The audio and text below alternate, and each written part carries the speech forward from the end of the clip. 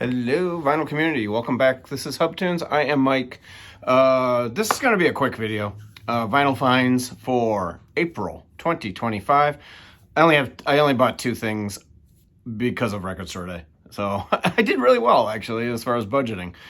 Just two new releases that came out a couple of weeks ago. And then I'm going to do a quick review of a few of the things that I bought for Record Store Day. Sometimes we make our videos so fast on Record Store Day that we don't listen to them and actually give you guys good information on what these records are like. We just show what we bought. And so I'm going to review a couple of the things I got, a few good and a few not so good. So let's get into it. First new release of the month. Damn, I am super excited. This says 2024 that it came out, but it just came out recently, just in the last, like I said, the last few weeks. And this is a great band from the UK. I think they're from London. I'm not sure about that. They're called The Horrors, and this is their new album, Nightlife. And I'm a big fan of this band. They don't make a lot of music. They've been around for a long time, but I think maybe they only have like 4 or 5 records, probably 5.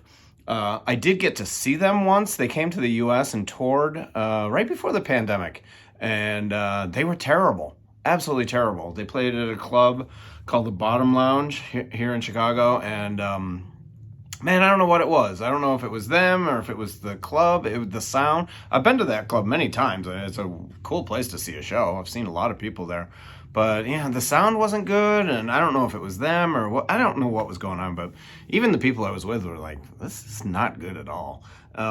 So I was really disappointed, and then they released a new album. They had an album out at that time, which I liked, but it wasn't one of my favorites. I liked their first 2 or 3 records. They're great. And then they did like 2 in a row that I wasn't crazy about. So yeah, this might be like their 6th record. But this is a welcome return. This is psych fuzz rock. If you like that kind of thing, you know, like the Brian Jonestown Massacre, stuff like that, this is awesome. You're gonna love this. This is definitely, I don't want to, I return to form, I guess. Just really, really good. The song Ariel opens it up. Silent Sister. Trial by Fire is my favorite song on the record. It might be the single too. I'm not sure. Lotus Eater. When the Rhythm Breaks, LA Runaway, the whole thing, every song on here is great. Really, really good all the way through. Highly recommend this. I picked it up at my local shop, Black Vinyl. Comes with a nice little booklet and, you know, just like some inner sleeve photos of the band recording. A nice little booklet. Really nice book. I was surprised. And it's just got photos of the band and all the lyrics and credits and all that stuff. So nothing too, you know. But anyway, good to have them back and sounding absolutely fantastic. I dig this band. I hope they tour the US. They don't very much. So we will see. Next up, next new release from this is another one that's going to probably... This isn't going to be real high on my favorite records of the year list, but anytime we get a new record from this band, I'm super happy, and that's My Morning Jacket. Jim James, all the same guys, they're back. This is kind of going more towards just straight on rock. I like when they get a little funky and weird. On albums like X and what's the other one? Evil Urges, and I like stuff like that. A little bit better than this. This is more straightforward, you know, singing and songwriting. I forget. It is on a colored vinyl. I think it's on like a blue something. No, it's clear. I don't know. It's kind of clear. Kind of. It's weird. It's marbled, but it's clear. Wow. Yeah. So Jim James, I love his voice. I think he's one of the most underrated singers going. I just dig his voice, and his voice really shines on this because they're not getting funky. The songs are more focused on his actual singing, and he's just got one of the best voices. I melt every time I hear his voice. Really, really good. The song Out in the Open and Half a Lifetime, Everyday Magic, like the first 3 songs are pretty good, really, really good. and then it kind of tails off towards the end. But yeah, not their best output, but I'm digging it. You know, it's definitely going to be in my favorites of the year, but not real high. I do like them when they get funky. But beautiful sounding record. Really, you know, really well produced. I like most of their stuff. So those are the only two new releases I bought for April 2025. So let's go over a couple of things from Record Store Day. I got 4 records I wanted to talk about. This is one that now looking back, I didn't need this.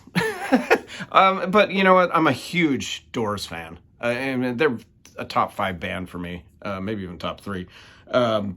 And I picked this up, the Strange Days, 1967, a work in progress. I absolutely loved what they did for Record Store Day with LA Woman.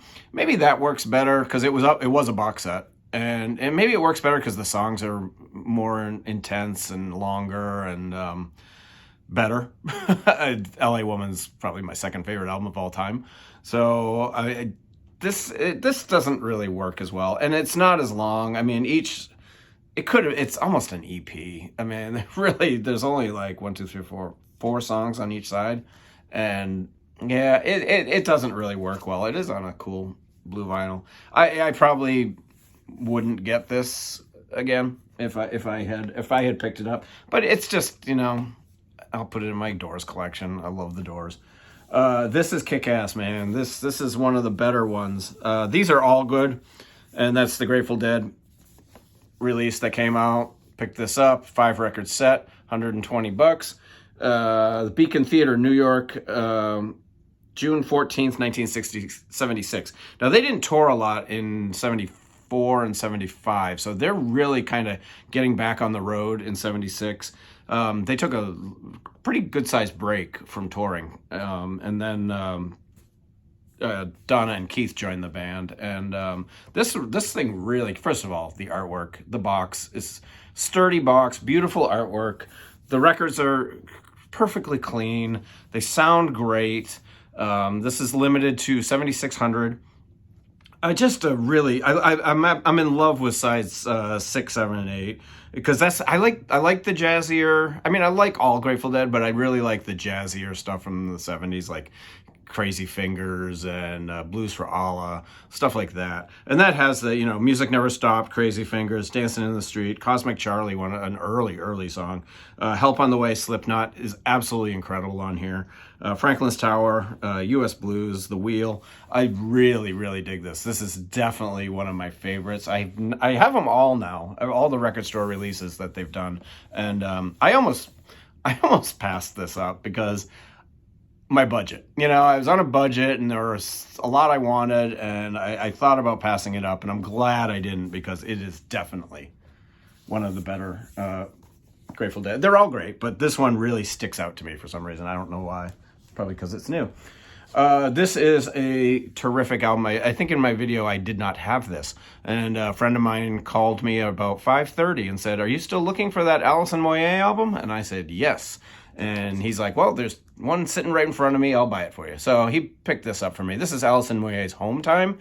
Now, this is a little bit later in her career. I want to say this is, let's see if it says, 2002 this came out. It was limited to 3,000, and apparently it's not going to be reissued. I thought it would be, because this is one that hasn't been really reissued in her catalog for a very, very long time. And this is my favorite Alison Moyet album. It's very jazzy, very smoky, like you're in a smoky lounge, sipping a martini, and, you know, she's just on stage crooning away. There's some big arrangements, which I kind of don't normally go for, but man, it works so good on this record.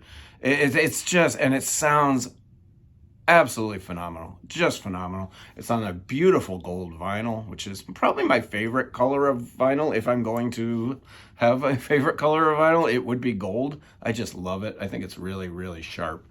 Nice custom Alison Moyet label. Yeah, everything about this is great. $37, probably one of the more pricier things I bought other than the Grateful Dead. I got some good deals this year, man. I thought prices were very, very reasonable.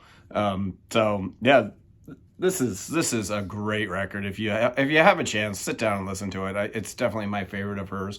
I did just get a ticket to see her in concert next week.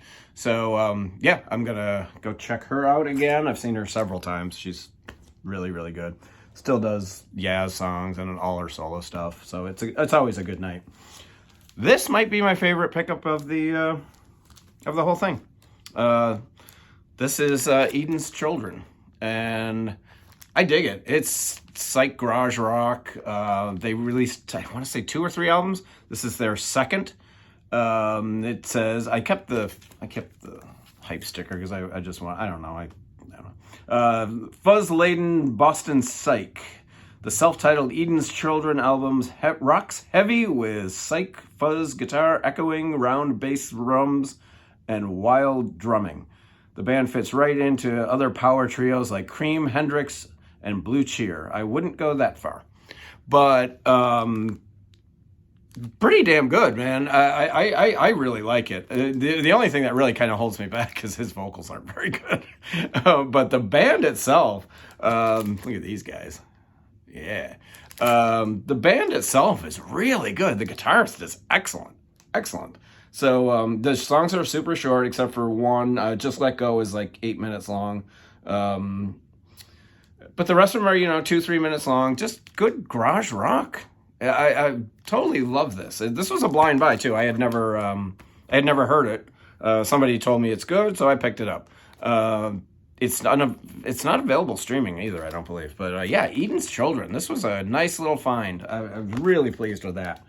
And that's all I really wanted to talk about. There were a few other things I picked up. I picked up the Vixen, the Gloria Jones record. That was a nice deal too. It's a good sounding record. It's got the original version of Tainted Love on there. She does the Moody Blues Go Now, which is really nice. It's not a great soul record, but it was nice to get. It hasn't been reissued ever before, and she's awesome. Her voice is great. Longtime backup singer for the Jerry Garcia band. She was Mark Bolan's girlfriend at the time of his death.